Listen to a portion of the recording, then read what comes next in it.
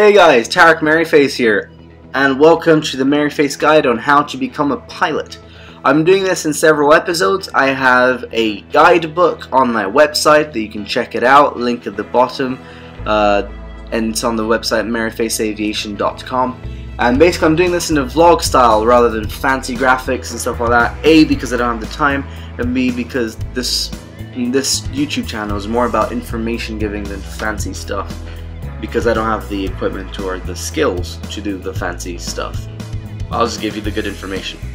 Okay, so today's episode, we're talking about integrated flight school versus modular flight school. There's also this thing called MPL, which is part of integrated flight school, but we're not going to talk about that. We're just going to talk about integrated ATPL and modular ATPL.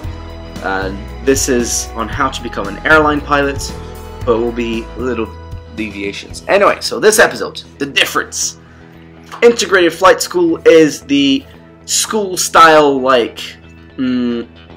education. You live in a dorm, you sleep in the dorm, and you get up with your friends, where you're college, college roommates, and you go to class every day, 9 till 5 kind of stuff. Then you go home and you do your homework just like in school, just like in university. And then after a while you start to do classes in flying, and then just flying, and it's basically just a whole lifestyle of aviation. You live, breathe it, you sleep it, you wake up in it. You are a student pilot. It's not just a thing you do part-time, it's your identity.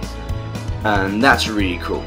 And okay, the modular is basically where you can where you do each individual modules, which is also awesome, because what it means is that it's a completely different approach. It means that you can do each module separately and you're not spending full time on it. For example, your private pilot license, you'll be doing it maybe like if you got a job, I don't know, like a 9 to 5 job, you'll be flying in the afternoons and on weekends, and you can get your private license in a few months, maybe 6 months, depending on how often you fly and how much you study. And it's cool because that means you can do your different licenses required to become an ATPL pilot in different places. And we'll talk about the advantages of that later. Okay, but first of all I want to talk to you about the advantages of integrated flight school and its disadvantages. The advantages of integrated flight school is that you live, breathe in aviation, just like I said before. And what's really cool about that is that you finish training really quickly, like within 1 to 2 years, and that's just so cool because all the information is it's being consolidated and you're constantly using it, so you're less likely to forget stuff. And then another advantage about that is that even if you do forget something or you're not sure about something, you have a full-on 24-hour support system. Like if you don't understand something, just go to one of your teachers the next day, your flight instructors in class, ask them something and they'll explain it to you, and that's really, really cool. Or you can just ask some of your many colleagues and they'll help you out. That's what's really cool about this. Okay, disadvantage is that it's very, very expensive. It's about twice as much as it would cost you to do the modular way. What are you paying for when you do the integrated flight school? You're paying for overpriced accommodations, you're paying for overpriced internet, you're paying for overpriced teaching in a way. It's high quality teaching, but it is overpriced. You have to understand that. And it's all about the reputation of the school. It's about the reputation of the school, and it's about so-called contacts. Integrated flight schools were very popular in the past because in the past you went into an integrated flight school, and if you did well enough you'd get a recommendation and you'd get some contacts, and voila, in 2 seconds you'd be in an airline right after flight school. This is not the case anymore, and my biggest problem with integrated flight schools is that the schools sell them to potential students as if it still is. So students come in spending loads of money expecting to become a pilot, and then as soon as they come out to get a job. And that's just not true. It's not how it happens. If it does happen to someone nowadays, they're just extremely lucky or extremely talented in some ways and manage to impress the airline in some way or another. but really it's it's rare. It's not as common as people think. That's my biggest beef with integrated flight schools in that sense. Another disadvantage is that because you're doing this full time, you can't work, and you can't be with your family, and you can't do anything else than be a student pilot. Being a student pilot is your identity. So it means that you need the finances way ahead of time. You need not just the 100,000, which is the average, I'm talking about euros and pounds, by the way. 110,000 euros, 100,000 pounds is typical prices. And not only do you need that, but you need your living expenses, because you can't work. So you're going to have that money in advance. So you're going to need about 150 to 160,000 pounds or euros ahead of time. I mean, you can have a little less, obviously, if you know how to live comfortably. But that's the reality of things. Okay, now let's move on to modular. The advantages of modular is that biggest one for me is that you can pick where you do each certificate, and I think that's awesome, because you do your PPL, it's the foundations, so you want to be somewhere where you learn a bit of everything.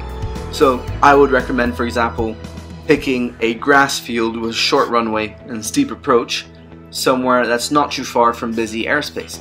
Why? Because it means that you'll be doing loads of soft fuel landings, and you'll be doing different types of approaches. And not only that, you're close to airspace, so you'll be practicing RT procedures.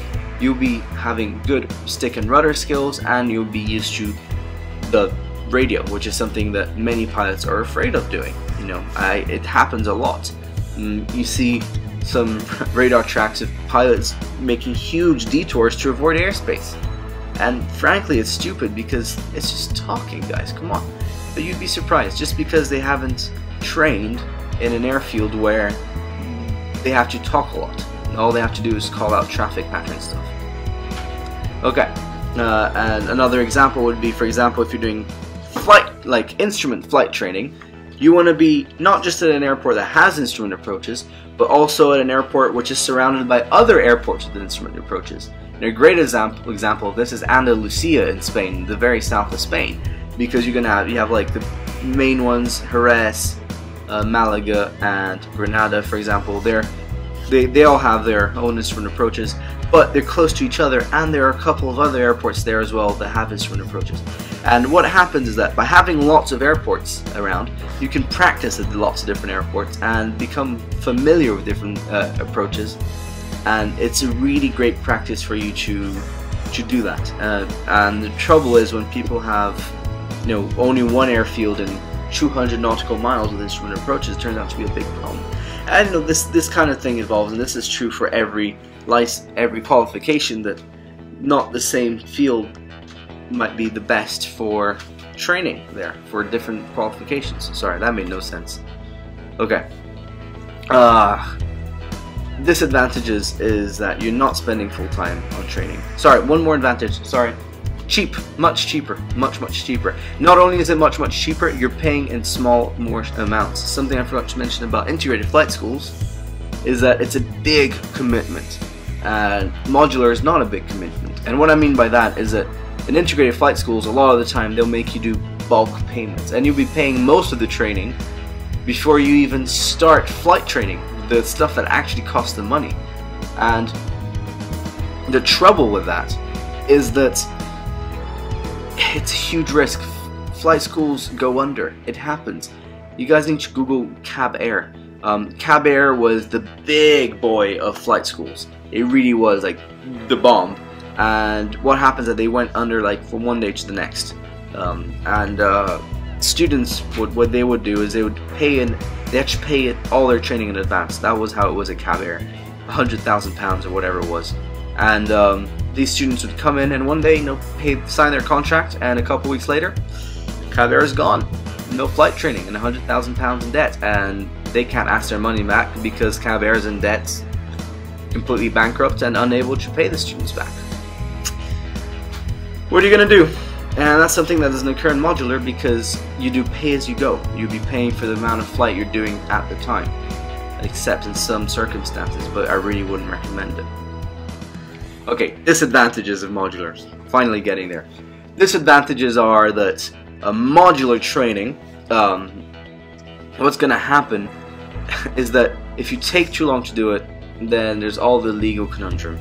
You know, you got licenses expiring and suspending, and you got to revalidate them, and it's just the fact that you're not doing aviation all the time, and obviously consolidation is harder. The advantage of it, however, is that you can get an education, you can work, so make a living while you're doing it. I, for example, am doing modular, and I'm at university while I was doing my ATPL exams. I'm doing them in a space of 2 years, which is a bit tough, but it does mean I get to go to university. And the reason I decided to do it in 2 years is that, you know, both ATP and university stuff is a lot of information to take in. So that's why I decided to do it in 2 years. Some people do it in a year, some people do it in a year and a half, some people do it in 9 months. It all depends of what you got. It really does. Okay. So that was the basic overview. One more thing, I want to go back to this contacts thing. In modular, unless you play your cards right, unless you start going to aviation events and you talk to your flight instructors and befriend them and stuff, you're gonna have more difficulties getting contacts. And contact is important for general aviation jobs, like as in general jobs, not necessarily airlines. And I have nothing wrong with integrated flight schools, but I want people who decide to go that route to understand they will not come out of that school and get straight into an airline. They can't. They just can't buy the dream that these flight schools sell them, because they're complete hocus. They're completely false. They really are. It's not as it used to be. However, it's a great way to train, and they need to go in knowing that they're gonna have a heck of a good time, and they're gonna come out and have like awesome licenses, and then they're gonna struggle to find a job because if they always keep applying to airlines, they will not find a job. They need to start applying to many things. They need to do their instructor's rating and then teach for a while, or go bush flying, or do something else that's not airline flying, because you need the experience. Airlines, unless you're on a special cadet program like with British Airways and Thomas Cook and Flybe, you are not going to get in with 250 hours. You're going to need at least 1,500 hours. Probably 2,000, better, for better chances of actually getting a job. So there you go. Okay, so that was a long rant. This is actually my second take. Hopefully it's a bit shorter. Okay, so that's it. I'm Tarek Merryface. Next time we'll be looking at the actual structure, what qualifications you'll be doing during these courses, because they're the same qualifications. Yeah, we'll be looking at them, just at what they're doing, and then at every episode what we'll be doing is that at each episode we'll be looking at individual qualifications. Well, I'm Tarek Merryface. I hope you enjoyed watching my video. If you did, please subscribe and check out my other videos. That would make me quite happy. And you can also check out my website, www.merryfaceaviation.com, where the guide with all that information I'm giving you guys, it's already there in like a presentation format. It's like in PDF form. It's all there, and basically what I'm telling you right now, it's all written there, and I'm just giving to you in video format. Okay. Well, I'm Tarek Merryface. I'll see you guys next time, and happy flying.